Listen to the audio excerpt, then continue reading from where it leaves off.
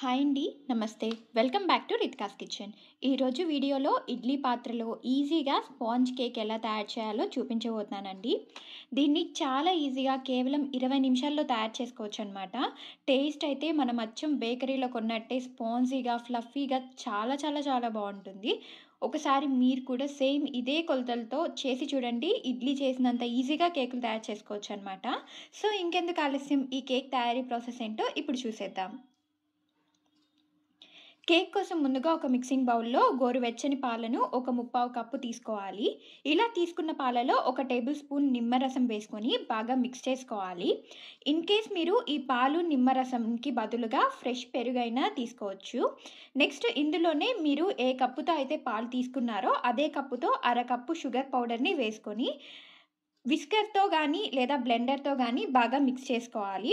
Next మళ్ళీ అదే కప్పుతో 1/2 కప్పు వరకు ఎలాంటి ఫ్లేవర్ లేని రిఫైన్డ్ ఆయిల్ వేసుకొని బాగా మిక్స్ చేసుకోవాలి. ఇక్కడ నేను అందరి దగ్గర మెజరింగ్ కప్స్ ఉండవు కాబట్టి మీకు అర్థం అవ్వడం కోసం ఒకే కప్పుతో చూపిస్తున్నానండి. ఇలా మిక్స్ చేశాక అందులో 2 టేబుల్ స్పూన్ల custard powder, 1 spoon vanilla essence, in case ఇది మీ దగ్గర లేకపోతే ఇలాచీ పౌడర్ అయినా వేసుకోవచ్చు. నెక్స్ట్ మళ్ళీ అదే కప్పుతో 1 కప్పు మైదా పిండి వేసుకొని విస్కర్తో బాగా మిక్స్ చేసుకుందాం. ఇన్ కేస్ మీ దగ్గర హ్యాండ్ బ్లెండర్ ఉంటే బ్లెండర్తో కానీ మిక్స్ చేస్తే కేక్ ఇంకా స్పాంజీగా వస్తుందన్నమాట. బ్లెండర్ లేకపోయినా నో ప్రాబ్లం అండి, విస్కర్తో అయినా ఎక్కువసేపు బీట్ చేసామంటే కేక్ ఫ్లఫీగా వస్తుంది.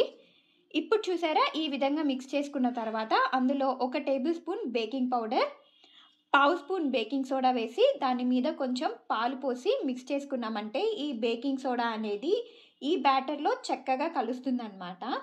అలాగే ఇదంతా ఎక్కడా ఉండలు లేకుండా ఈ విధంగా బాగా మిక్స్ చేసుకోవాలి. ఫైనల్గా చూసారా, బ్యాటర్ అనేది ఈ కన్సిస్టెన్సీలో ఉండాలి. ఇన్ కేస్ మీకు కానీ ఈ బ్యాటర్ కొంచెం థిక్ అయితే కొంచెం పాలు పోసుకొని ఈ కన్సిస్టెన్సీలోకి తెచ్చుకోవాలన్నమాట. నెక్స్ట్ ఇందులోనే 2 టేబుల్ స్పూన్ల వరకు టూటీ ఫ్రూటీ వేసుకొని బాగా మిక్స్ చేసుకొని పక్కన పెట్టుకుందాం. నెక్స్ట్ ఇప్పుడు ఇడ్లీ పాత్రలో సాల్ట్ కానీ లేదంటే మీకు ఇసుక అవైలబుల్గా ఉంటే ఇసుక కానీ వేసుకోవాలి.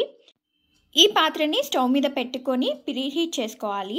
ఈ పాత్ర హీట్ అయ్యేలోపు ఇడ్లీ ప్లేట్లకి ఆయిల్ అప్లై చేసుకొని ఇలా ఆయిల్ అప్లై చేసిన తర్వాత ప్లేట్లలో మనం రెడీ చేసుకున్న కేక్ బ్యాటర్ని ఫుల్గా వేసుకోకుండా కొంచెం వెల్తిగా వేసుకోవాలి. ఎక్కువ వేసుకున్నామంటే ఇవి బాగా పొంగి ఒకదానికొకటి అంటుకుపోతాయి అన్నమాట.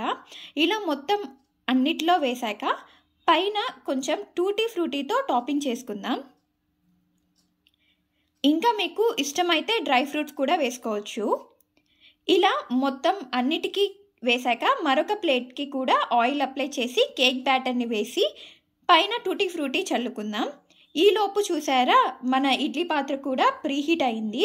ఇప్పుడు మనం రెడీ చేసుకున్న ప్లేట్లను ఒక్కొక్కటిగా మనం ఎన్ని ప్లేట్లకు అయితే కేక్ బ్యాటర్ని వేసుకున్నామో అన్నిటినీ పెట్టుకొని స్టవ్ని మీడియం ఫ్లేమ్లో ఉంచుకొని మూత పెట్టి వీటిని ఒక 15 మినిట్స్ మీడియం ఫ్లేమ్లో, ఆ తర్వాత 5 మినిట్స్ లో ఫ్లేమ్లో బేక్ చేసుకుందాం.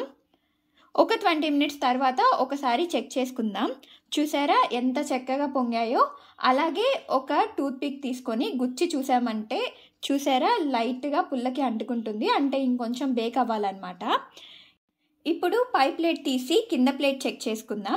ఎందుకంటే కింద ప్లేట్కి ఎక్కువ హీట్ వచ్చి పై ప్లేట్ కన్నా త్వరగా బేక్ అవుతుంది.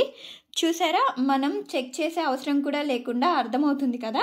ఇప్పుడు ఈ ప్లేట్ పాత్ర నుండి తీసేసి మళ్ళీ పైన ప్లేట్ ఒక్కటి పెట్టి లో ఫ్లేమ్లో ఇంకొక 5 మినిట్స్ బేక్ చేస్తే సరిపోతుంది. 5 మినిట్స్ తర్వాత మూత తీసి ఒకసారి చెక్ చేసుకుందాం. చూసారా, చూస్తేనే అర్థమవుతుంది కదా బేక్ అయిందని. అయినా ఒకసారి టూత్పిక్ పెట్టి చెక్ చేసుకుందాం. చూసారా, టూత్పిక్కి ఏమాత్రం అంటుకోకుండా, అంటే ఈ ప్లేట్ కూడా చక్కగా బేక్ అయింది. ఇప్పుడు దీన్ని కూడా బయటికి తీసి పూర్తిగా చల్లారిన తర్వాత నైఫ్తో చూపించిన విధంగా రౌండ్గా తిప్పుతూ తీస్తే చాలా ఈజీగా కేక్ సపరేట్ అవుతుందన్నమాట. చూసారా, కేక్ చక్కగా బేక్ అయింది కదా. అలాగే చూసారా ఎంత స్పాంజీగా ఉందో. అలాగే మీకోసం తుంచి చూపిస్తున్నా చూడండి, చాలా చక్కగా వచ్చింది కదా, చూస్తేనే నోరూరుతుంది కదా. అలాగే మరొక ప్లేట్ పైన పెట్టాం కదా, అది కూడా ఎలా వచ్చిందో చూపిస్తాను చూడండి. చూసారా, ఇది కూడా చాలా పర్ఫెక్ట్గా ఎంత స్పాంజీగా వచ్చిందో కదా. ఇంకెందుకు ఆలస్యం, ఈ రెసిపీ మీరు కూడా తప్పకుండా ట్రై చేసి మీకు ఎలా వచ్చిందో మాకు కామెంట్ ద్వారా తెలియజేయండి. ఈ వీడియో మీకు నచ్చినట్లయితే లైక్ చేసి మీ ఫ్రెండ్స్ మరియు ఫ్యామిలీ మెంబర్స్కి షేర్ చేయండి. అలాగే మా ఛానల్ని ఫస్ట్ టైం చూస్తున్న వాళ్ళు కానీ లేదా ఇంతవరకు సబ్స్క్రైబ్ చేయని వాళ్ళు కానీ వెంటనే సబ్స్క్రైబ్ చేసుకొని బెల్ ఐకాన్ ప్రెస్ చేసి ఆల్ అనే ఆప్షన్ క్లిక్ చేశారంటే మేము పోస్ట్ చేసే వీడియోలన్నీ మీరు మిస్ అవ్వకుండా చూసేయచ్చు. Thank you so much for watching.